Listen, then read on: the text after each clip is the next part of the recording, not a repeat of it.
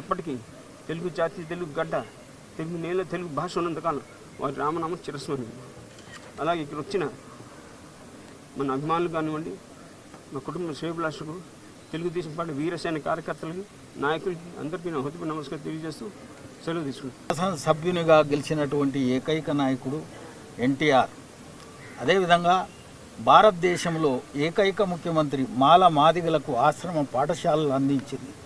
అంతేకాకుండా మరి మహిళా సాధికారిత, 125 మంది ఎడ్యుకేటెడ్స్కి మొదటిసారి ఎమ్మెల్యేలుగా టికెట్ ఇవ్వడం, 20 మంది డాక్టర్లు, 10 మంది ఇంజనీర్లు, 47 మంది న్యాయవాదులకు మరి రాజకీయ ప్రస్థానం ప్రసాదించినటువంటి మహనీయుడు. మరి ఆయన ఆశయాలన్నిటి చంద్రబాబు నాయుడు గారి నాయకత్వంలో 2 రాష్ట్రాల్లో పురోభివృద్ధి చెందే విధంగా మేమందరం కూడా కార్యకర్తలుగా పనిచేస్తామని ప్రమాణం చేస్తాం. ఒక శక్తి ఆయన ఎన్నో సందర్భాల్లో చెప్పడం జరిగింది. ఎన్టీఆర్ అంటే కేవలం నందమూరి తారక రామారావు మాత్రమే కాదు, ఎన్నట్టు నటనాలయం, ఆయన ఇల్లు ఒక నటనాలయం, అందులో ఆయన ఒక నటరాజు, నటసింహుడు.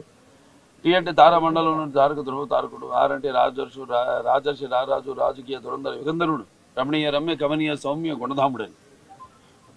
అలాగే ఆయన మొదటి నుంచి కూడా చూస్తే ఆయన ఈ జీవిత ప్రస్థానం ఒక మామూలు రైతు కుటుంబంలో పుట్టి, అలాగే ముందు అవకాశం వచ్చారు కూడా కాదు అని ముందు చదువుకే ప్రాధాన్యత ఇచ్చి ఆయన చదువు పూర్తి చేసుకున్నాక మరి చలనచిత్ర ప్రవేశంలోకి అడుగుపెట్టడం జరిగింది. అదే ఇక ఆయన చలనచిత్ర రంగంలో ఆయన ప్రస్థానం గురించి వేరే చెప్పనవసరం లేదు. ఎన్టీఆర్ అంటే ఒక నటనకు నిర్వచనం, ఎన్టీఆర్ అంటే ఒక నవరసాలకు ఒక అలంకారం, ఎన్టీఆర్ అంటే నటనకు ఒక విశ్వవిద్యాలయం. తర్వాత ఆయన ఈ రాజకీయ రంగ చలనచిత్ర పరిశ్రమలో మకుటలేని మహారాజుగా ఉన్నప్పుడే ఆయన ఈ చలనచిత్ర పరిశ్రమ నుంచి నిష్క్రమించి ఇటు రాజకీయ రంగ ప్రస్థానం చేయడం జరిగింది. అలాగే ఆయన ఎన్టీఆర్ అంటే ఆ తర్వాత నవశకానికి ఒక ఆరంభ మంత్రం, ఎన్టీఆర్ అంటే ఒక నవజాతికి మార్గదర్శకం, అలాగే ఎన్టీఆర్ అంటే నానా జాతులకు దైవ సమానం. అలాగే ఎంతోమంది ఆనాడు ఒకే పందాలు వెళ్తున్న రాజకీయాలను మార్చి ఎంతోమంది ఎవరైతే అంటే అంతకుముందు ప్రతి తెలుగు మట్టి గడ్డ కూడా నేను తెలుగు వాడిని సంగర్వంగా చెప్పుకొని దమ్ము, ధైర్యం, సత్తువ, తెగువ, అలాగే అహంకారానికి తానబెట్టి పదును పెట్టి బయటకు వచ్చి చెప్పించిన ఒక తెలుగు తేజ నందమూరి తారక రామారావు గారు. అంటే ప్రతి తెలుగు బిడ్డ బొడ్డు ఉడక ముందే రాజకీయ చైతన్యం తీసుకొచ్చింది నందమూరి తారక రామారావు గారు.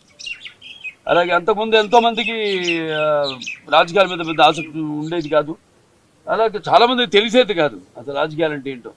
అటువంటిది ఒక రాజకీయ చైతన్యం తీసుకొచ్చి కేవలం రాజకీయాలకి కొంతమందికే పరిమితమైన ఈ రాజకీయాల్లోకి అటు డాక్టర్లు అయితేనేమి, లాయర్లు అయితేనేమి, గ్రాడ్యుయేట్లు అయితేనేమి, పోస్ట్ గ్రాడ్యుయేట్లు అయితేనేమి, అలాగే అభిమానులు అయితేనేమి అందరిని కూడా రాజకీయాల్లోకి తీసుకొచ్చి మరి అంతవరకు ఈ యొక్క అధికారంలో ఉన్న పదవులకు దూరంగా ఉన్న బడుగు బలహీన వర్గాలు అయితేనేమి, వెనకబడిన తరగతులు, అలాగే తాడిత పీడిత కులాలు అయితేనేమి, మైనారిటీలు అయితేనేమి అందరూ కూడా తీసుకొచ్చి సాధారణంగా ఆహ్వానించి అధికారంలో ఉన్న పదవులతో అలంకరించిన మహానుభావుడు నందమూరి తారక రామారావు గారు.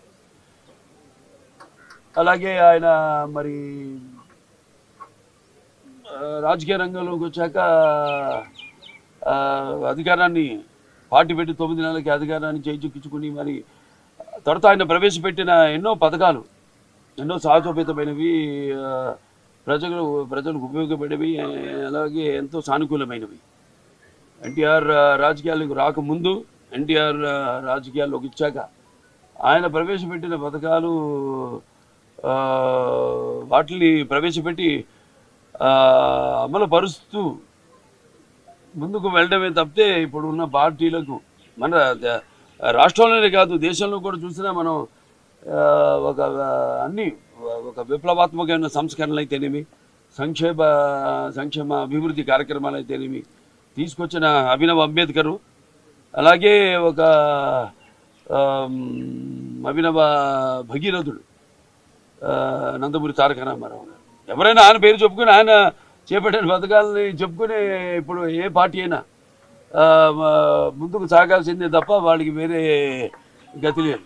అది ఎన్టీఆర్ గారికి అంటే పేదల ఆకలి తెలిసిన అన్న ఆయనే.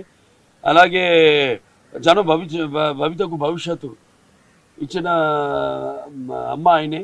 అలాగే ఆయనకి ఎప్పుడు అండగా ఉన్న ఆడపడుచులకు ఆర్థిక స్వాతంత్రం ఇచ్చిన అన్న కూడా Nandamuri Taraka Rama Rao. That is NTR. అక్కడ కేవలం అక్కడే కాదు, ఇక్కడ ఇటు ఆంధ్ర తెలంగాణ రాష్ట్రాలు అప్పుడు అవిభక్త ఆంధ్ర రాష్ట్రంగా ఉన్నప్పుడు ఎన్నో అభివృద్ధి కార్యక్రమాలు దేశంలోనే మొట్టమొదటిసారి ఎవరు ఊహించనివి అటువంటివి ఎన్నో విప్లవాత్మకమైన సంస్కరణలు.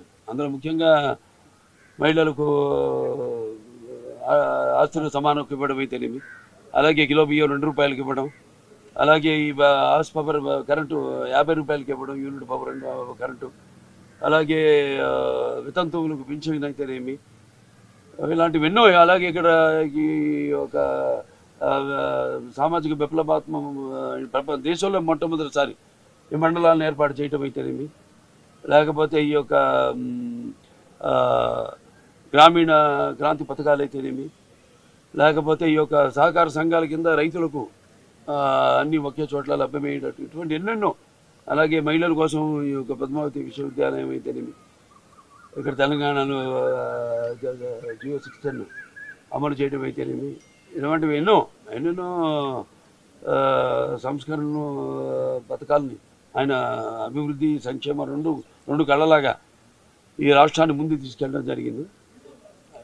ఇప్పుడు ఆయన్ని పార్టీని మరి ఆయన అందరూ కూడా కార్యకర్తలు ఆయనే స్ఫూర్తిగా తీసుకుని ముందు పార్టీని ముందుకు తీసుకెళ్తామని ఈ సందర్భంగా అందరూ కూడా ప్రమాణం చేస్తూ ఆయనకు ఘన నివాళులు అర్పిస్తున్నారు.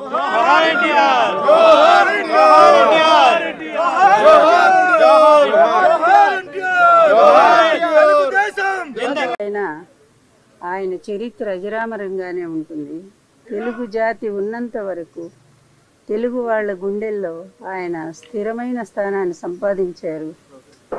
ఒక నటుడుగాను, అదేవిధంగా గొప్ప రాజకీయవేత్తగాను, భారతదేశంలో కాంగ్రెస్కి యాంటీ పార్టీలన్నింటినీ కూడా ఆయన కలిపి ఒక తాటి మీదకి తీసుకొచ్చి నేషనల్ ఫ్రంట్ స్థాపించి మొత్తం భారతదేశంలోని తెలుగు జాతి గౌరవాన్ని నిలబెట్టిన ఏకైక వ్యక్తి ఒక నందమూరి తారక రామారావు గారు. నేను ఆయన భార్యను అవటం ఎన్నో జన్మలుగా చేసుకున్న పుణ్యం నేనది. ఆ మహనీయుని ఇప్పుడు కుటుంబ సభ్యులు మేమే కాదు, యావత్ ఆంధ్ర జాతే కాదు, ఎక్కడ విదేశీయాల్లో ఉన్న తెలుగు జాతి కూడా ఆయన్ని స్మరించుకుంటూనే ఉంది.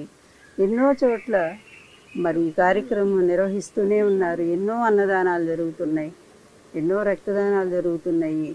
ఇన్ని సంవత్సరాలు ఆయన చనిపోయి దాదాపు 28 సంవత్సరాలైంది. 96 ఆయన జనవరి 18